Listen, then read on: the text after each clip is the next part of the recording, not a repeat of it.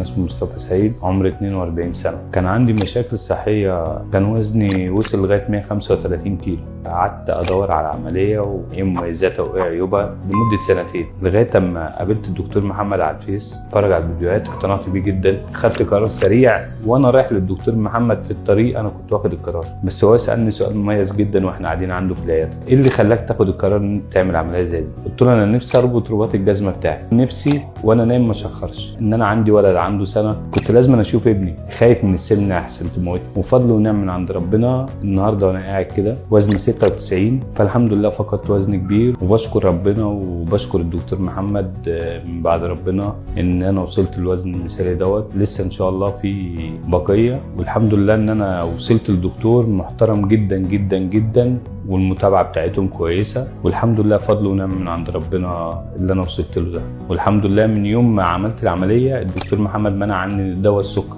والحمد لله رب العالمين. حتى بعدها ب4 شهور عملت تحاليل تراكمي، فالدكتور طمني الحمد لله. انا بشكر ربنا ثم بشكر الدكتور محمد، والحمد لله فضل ونعم من عند ربنا. الحمد لله.